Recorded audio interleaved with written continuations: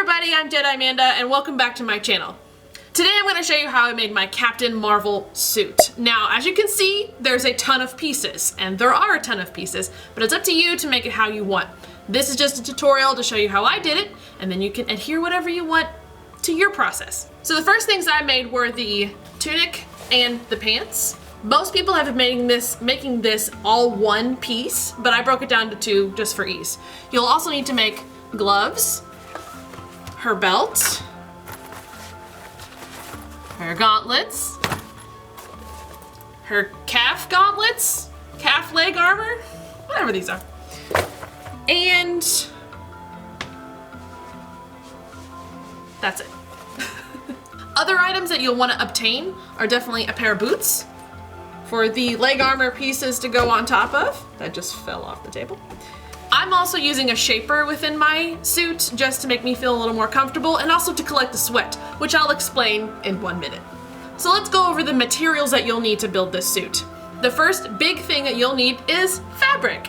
And I use the Ultrapreme spandex fabric from the Yaya Han cosplay fabrics section at Joann's.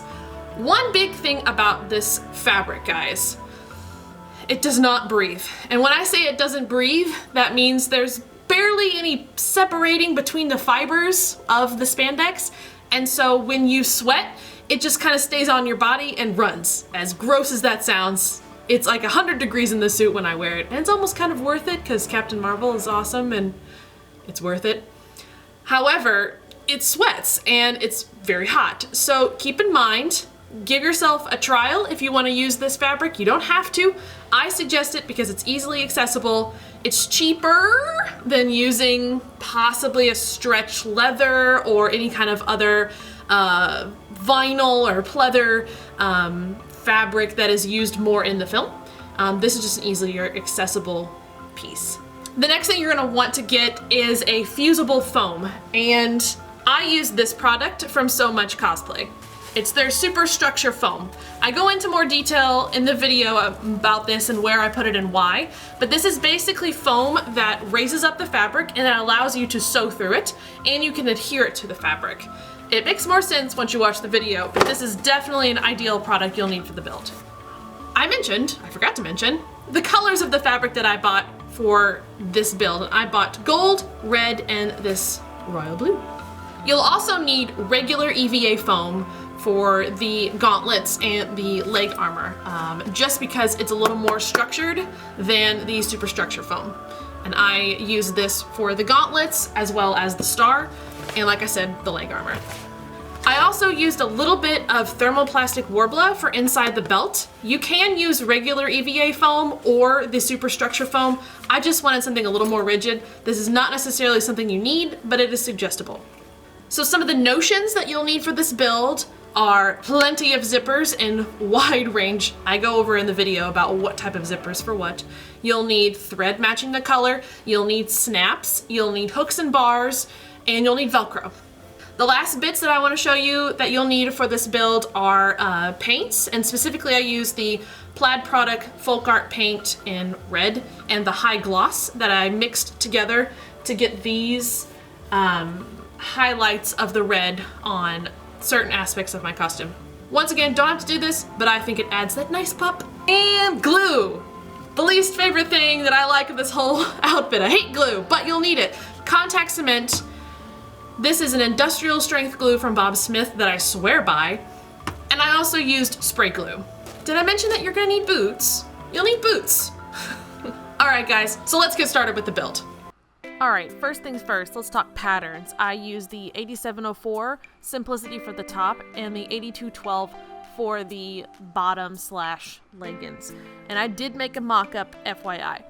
I'm just showing off a little bit of the fabric here. That's the blue Ultrapreme that I ended up getting about 3 to 4 yards of. The gold Ultrapreme fabric, I got 1 yard. The red Ultrapreme fabric, I got 3 to 4.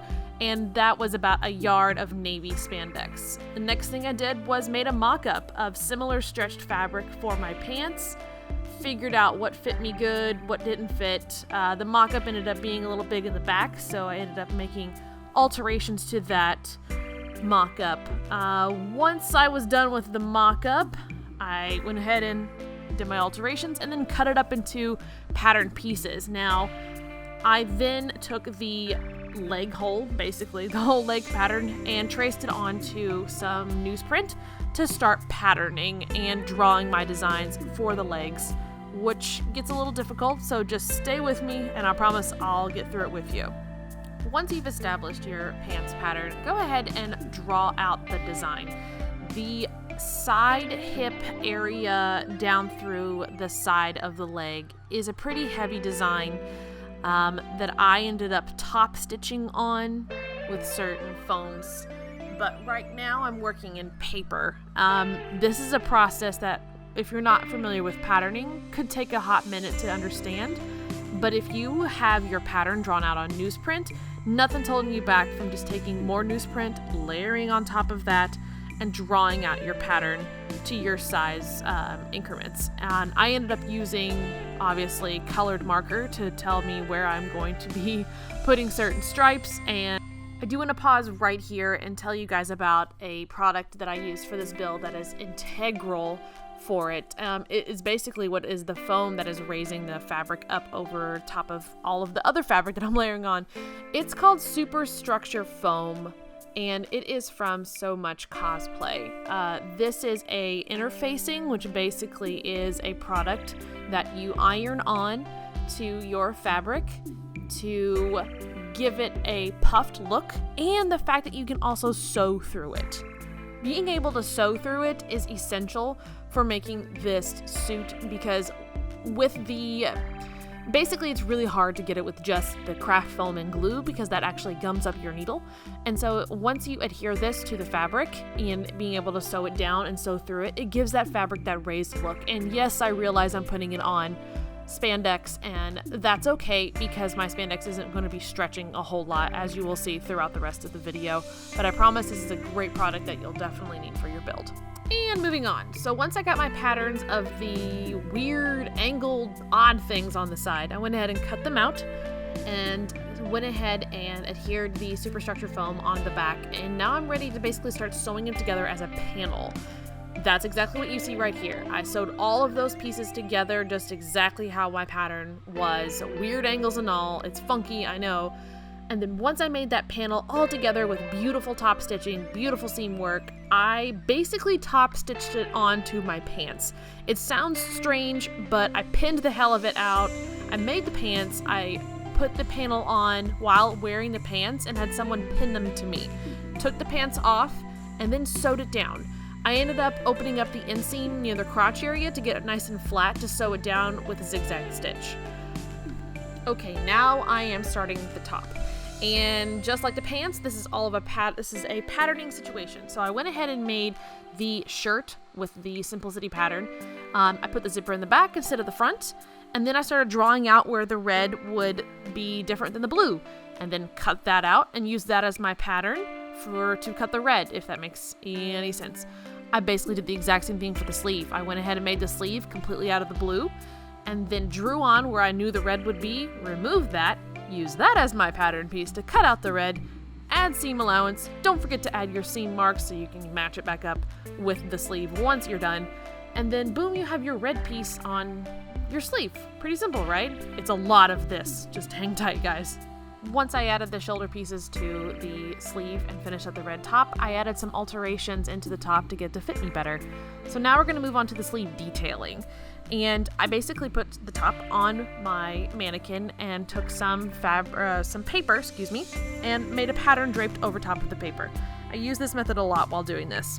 And just like the superstructure foam I did on the pants, I'm doing on the shoulder detail areas. I took those pattern pieces, cut it out of red and gold, and ready to do some seam work.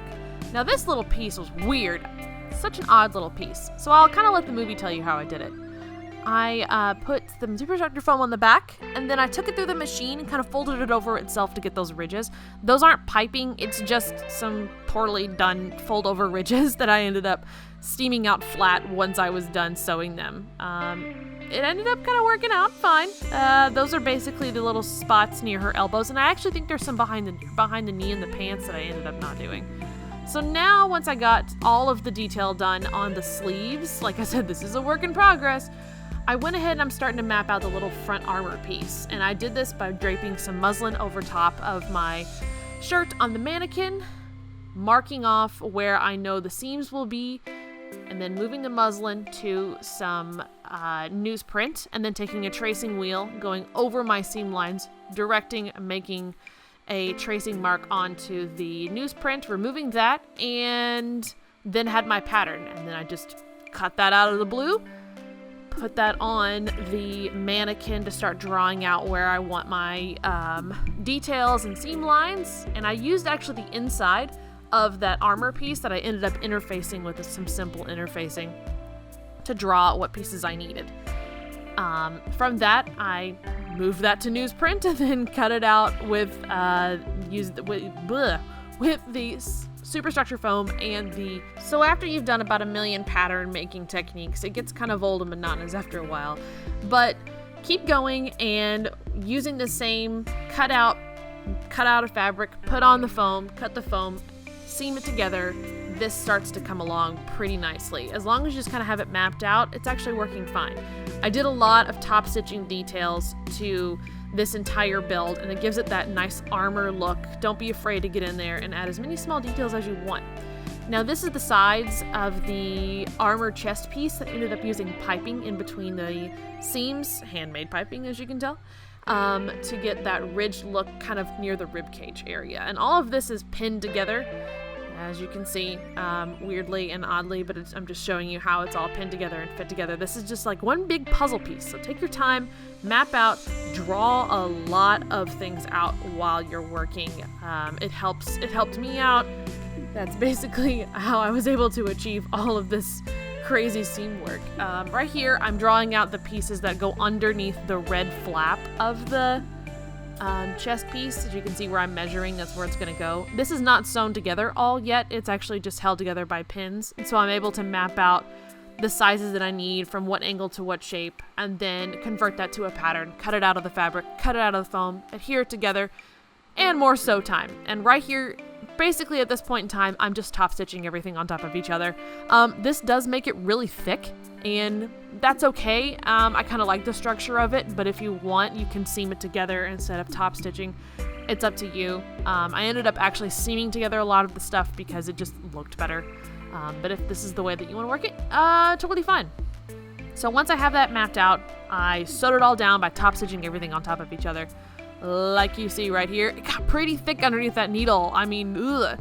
But hey, that superstructure foam is perfect because you can smush it down pretty thin and still be able to sew several pieces on top of each other. And I am using a straight stitch because by this time, the Ultrapreme no longer stretches. And I'm at a point to where I think I needed to write something on the inside of my piece because, oh my goodness, it's crazy. So I was like, I'm Captain Marvel and I'm awesome. I can get through this, right? Yes, totally. It's okay, you. Moving on. Attach the sides to the side seam. And now I have the front little armor panel. Woo! So we're moving on to more detail pieces added to the top. The next things I'm working on are the little hip squares that kind of go a little bit directly over my hips. Although now in retrospect, I would have probably moved them down a little bit. I just draped some superstructure foam on the mannequin and pinned where I needed, drew out the shape, did the same thing I've been doing to everything else. So now we're going on to the star, and the star is actually made out of some EVA foam that I beveled down with scissors and a Dremel and double layered on top of each other the pieces. And basically I just created the 6-pointed star. It's 6, right? No, 8. 8-pointed star out of 2 layers, and then cut it up into the star points, and then bevel the edges, and then sandwich them together with contact cement. It actually worked out pretty great. And then I took some quick seal to caulk up the side seams to get those to lay down nice and smooth. And once that was dry, I took some sandpaper to it, and I think it turned out pretty well. And I honestly just Mod Podged it with a whole lot of layers of matte Mod Podge, and then I painted it with gold paint. And then once it was done, I added it to the top. Now the next thing I did was took a cat break, because everybody needs a flirkin break, guys. This is a long build. Thanks for hanging in with me. Next thing we're going to work on is the belt. like all the other detail pieces, I drew it out in paper first, and then I actually, this time, instead of putting it straight onto the superstructure foam, I added the fabric on top of the superstructure foam, and then I sewed in all of the details with my pattern on top so I could see where the lines were. And I was actually pretty happy that I figured this out, because once I was done adding in the lines over top of the paper, I just ripped the pattern off.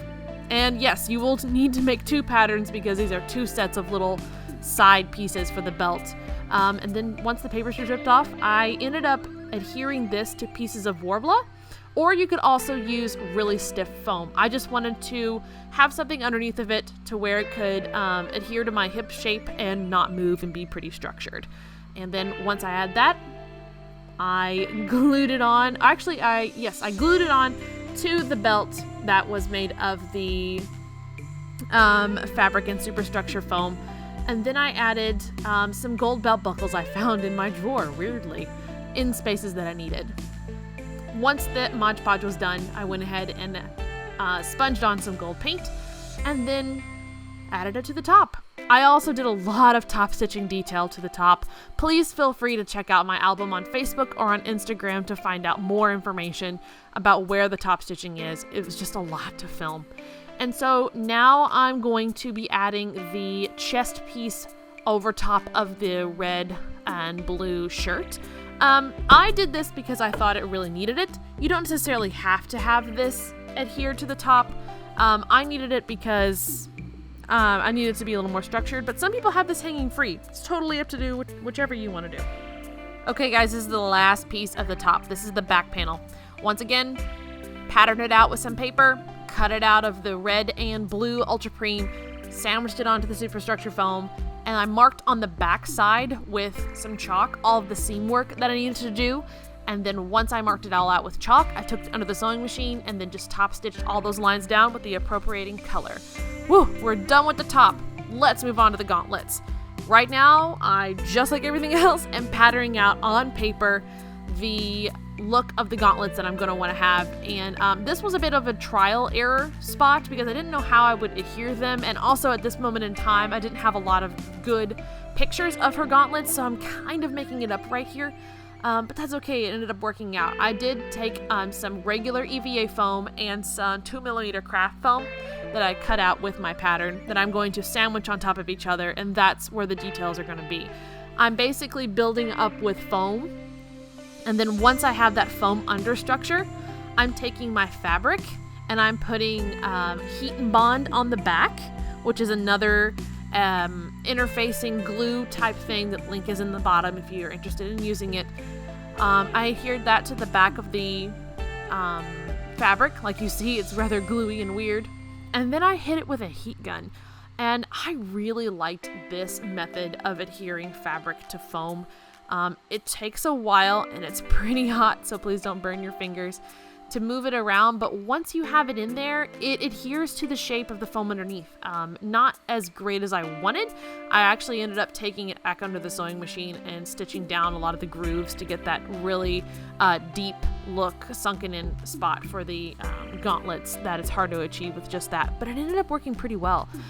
These pins, these little clips are kind of perfect to hold it down. So yep, I fished it underneath of my sewing machine, really tough, and I basically sacrificed a needle and took it between all of those indentation spots that I have between the foam and the fabric, and it worked out great. I wish I would have done it a little differently, but I think this method worked out fine. You can use spray glue instead of heat and bond with the fabric. I just don't have good spots to do a lot of spraying anything in my area.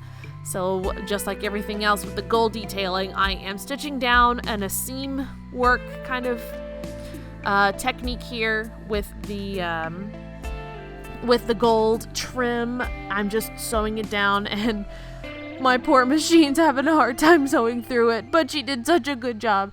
So once I sewed the gold down to the spots that I needed, I actually flipped it over and I ended up gluing it down on the other side to give that seamless look of top stitching and the fact that it looks like it needs to be there. So I've taken that Bob Smith industrial glue that works great with fabric and foam, and rolled it over the top of the gauntlets to give the gold detail look. And then I used 2 separating zippers to attach the gauntlets onto each other. Really simple. Just make sure you have the sizes figured out before you tend to go any further. So that's the basics of the gauntlet. The last little bits are her stars at the top of the gauntlet. I used some EVA foam that I carved down with the Dremel in a diamond shaped, and I'm going to be doing the same method with the heat and bond in fabric and heat gun to get them to adhere to the foam underneath. Just be careful. It's also really hot to get that to stay. And then once I got that to adhere to the top, I just trimmed around it and used some glue to glue it down. Now right here, I'm also taking some bits of spandex and gluing it down with the industrial glue because I wanted it nice and flat for little details on the back of the gauntlets that I ended up doing that I pretty much liked. At this stage, it looks kind of weird because I'm like stitching and I'm gluing, I'm stitching and I'm gluing. It was a process. I ended up doing a big combination of both because I just got really tired of stitching and I was like, let's glue. And so I ended up just gluing down a lot of the fabric on top of each other instead of stitching, and it worked out just fine. Once the gauntlets were finished, I made gloves and completely got to record. I am so sorry, but if you'd like some extra images on that, they are on my Facebook and Instagram. So the next thing I'm doing is marking out my patterning for the gauntlets. Like any good prop maker, I saran wrapped my leg and I took a whole bunch of masking tape all over my leg and then drew out the pattern that I needed. You can do this method for all steps of Captain Marvel if you want to.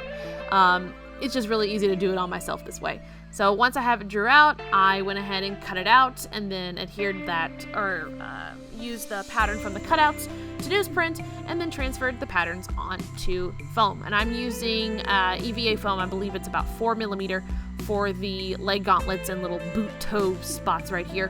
What you're seeing me doing is actually drawing in the detailed grooves that I'm going to be putting into the foam that the fabric is going to have to go down into. And so I took a X-Acto knife and then drew out the grooves, then hit it with the heat gun, and what that does is it actually separates the grooves and makes them a little wider, so I'm able to stitch fabric down into those grooves to give it that beveled, or I'm sorry, not that beveled, that canyon, I guess is the only word that I'm talking about, canyon look. I'm using spray glue at this point because I'm just at this point just figuring out things as I go. The spray glue worked so good, and you can use pretty much any spray glue. The only problem was I kind of lost where I needed to stitch, so that ended up being a problem, but you can kind of see it through the fabric right here. Ended up working out in the end because I just went over it with a very, very light pencil. And so when I was able to stick it under the sewing machine, I could see where I was going. Once again, you're going to be needing to change your needles on your sewing machine a lot because at this moment in time, you are sewing through straight glue and you are going to gum up your needle like crazy. But it worked out. And then once I sewed down all the grooves to the foam with the fabric, I just tucked it over and then hot glued the sides down and added a little bit of gold detailing there with the same method that I did the gauntlets. And then heat formed them to set. Now we're moving on to the leg gauntlets, which is pretty much the same way I did the little toe spots there that goes over the top of my foot. Made some grooves with the X-Acto knife, hit it with a heat gun, opened the grooves up a little bit, and then spray glued the fabric over top.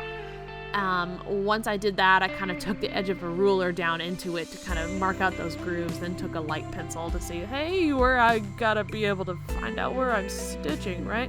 That ended up working because the pencil you can't really see after so many times. Once you have those details out, so more. And then I actually ended up adding a lot more like details in using my embroidery selections on my sewing machine to just add some more fun at this point.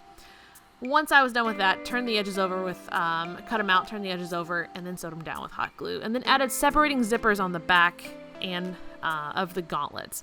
Now I'm testing out some paint that I wanted to put on top of the Salem. Eating my freaking food again, freaking flirkin', whatever. I'm testing out some paint to see how I can make the red kind of stand off from a point. I needed to just basically make some details. So right now I am taking some black acrylic into the grooves of the Gauntlet and just adding in a whole lot of detail. You can pretty much copy and see what I did here versus the other Gauntlet. I love the cartoon comic book way it makes it pop. And so I basically took the cell shading kind of Borderlands feel from my gauntlets into all of my other little armor pieces. I ended up mixing the red paint with a high gloss finish, and that was able to give some little standout red stripes through the gauntlets to just make them a little more comic booky. Then I took that process and added it to the shoulder pieces on top of the top, just to get to stand out a little bit. There was a lot of red and blue, obviously, with this build, and this just made it look a little more armor ready and space ready, like Captain Marvel is, right? Alright guys, I know that was kind of a long video. This is a long build. It took me from September of last year to about January of this year to finish it. So give yourself some patience when you're making this and give yourself some time. I promise the results will work out. But also, thank you for watching this video, and I really hope you make this Captain Marvel build. If you do, please tag me in your photos and videos all throughout social media at Jedimanda. I would love to see them and share them myself. If you're interested, I also have a helmet tutorial video on my channel as well, so you can have the full look of Captain Marvel. Alright guys, that's it for me today. Don't forget to like, subscribe, and share this video to other Marvel fans that you know would like to make their own Captain Marvel. Until next time, peace. Bye.